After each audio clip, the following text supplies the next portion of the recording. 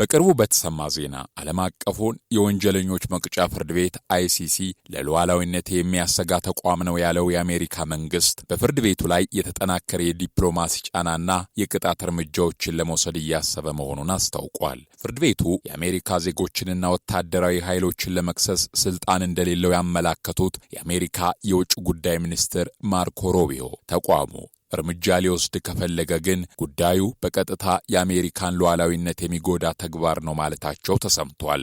እናም ዋሽንግተን አጋሮቿን በማሰባሰብ የፍርድ ቤቱን ዓለም አቀፍነት የሚቀንስ ግፊት ልታደርግ እንደምትችል ተገምቷል። የዛሬው ትንታኔ ይህን በዓለም አቀፉ ተቋምና አሜሪካ መካከል ከጊዜ ወደ ጊዜ እየተባባሰ የመጣውን ልዩነት እንዳስሳለን።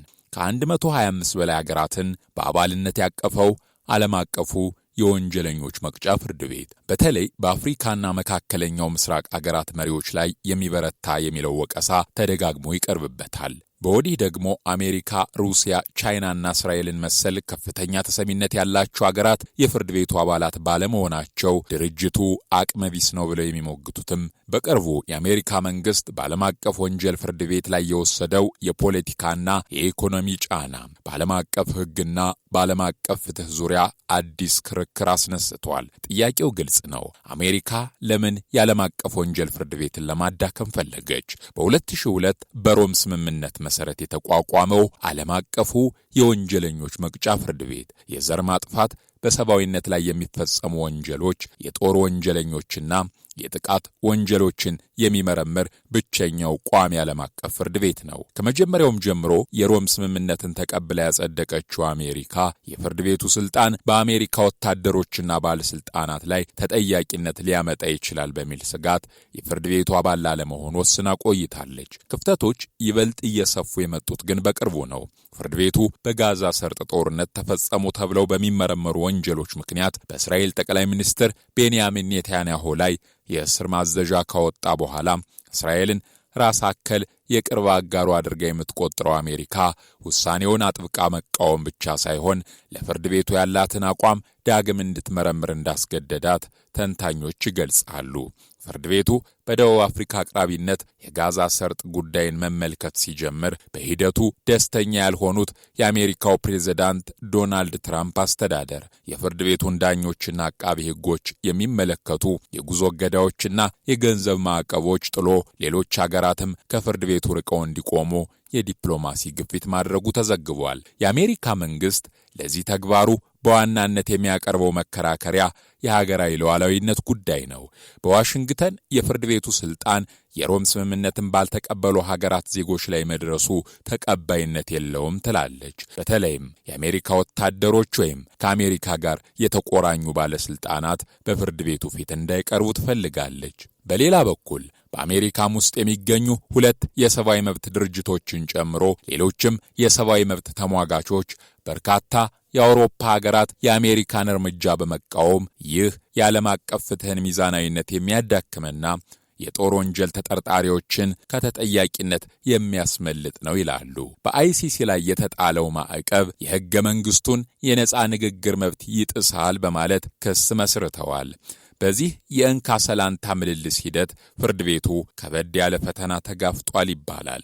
ይህ የውጭ ኃይሎች ጫና ሳይበቃ ደግሞ የችሎቱ ዋና አቃቤ ሕግ ካሪም ካን በተነሱባቸው የሥነ ምግባር ክሶች ምክንያት በአይሲሲ ላይ የተአማኒነት ጥያቄ አስነስቶበት ቆይቷል። ይህ በእንዲህ እንዳለ ነው እንግዲህ የጠቅላይ ሚኒስትር ኔታንያሁ ወደ ሰሜን አሜሪካ የሚያደርጉት ጉብኝት ዋና ጉዳይ ሆኖ የተነሳው። በፍርድ ቤቱ የእስር ማዘዣ የተቆረጠባቸው የእስራኤል ጠቅላይ ሚኒስትር ቤንያሚን ኔታንያሁ ወዲህ ዝር ካሉ አሳልፌ ልሰጥ ዝግጁ ነኝ ባዩ የኒውዮርክ አገረ ገዢ ዞራን ማምዳኒና በፍርድ ቤቱ ላይ የቃላት ጥቃት የሰነዘረው የአሜሪካ ፌዴራል መንግስት ተፋጠዋል።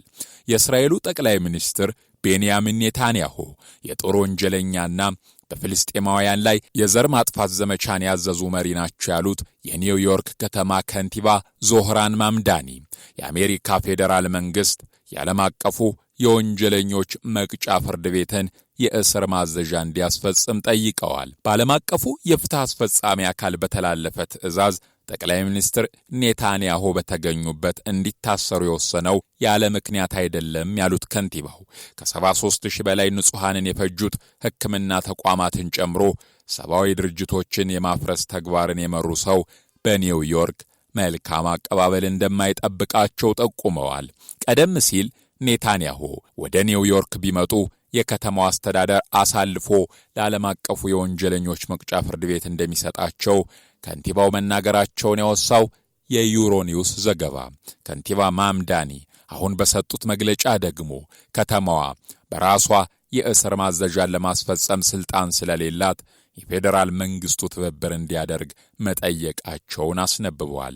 ማምዳኒ የአሜሪካ መንግስት የአይሲሲን ስልጣን እንዲያስከብርና በኔታንያሁ ላይ የተላለፈውን የእስር ማዘዣ እንዲያስፈጽም ጠይቀዋል። ከንቲባው በንግግራቸው የኒውዮርክ ከተማ የአይሲሲን የእስር ማዘዣ ለማስፈጸም ሕጋዊ ስልጣን እንደሌላት ገልጸው ይህ የፌዴራል መንግስት ኃላፊነት ነው ሲሉ መደመጡ ሰፊ ክርክር ያስነሳ ጉዳይ ሆኗል።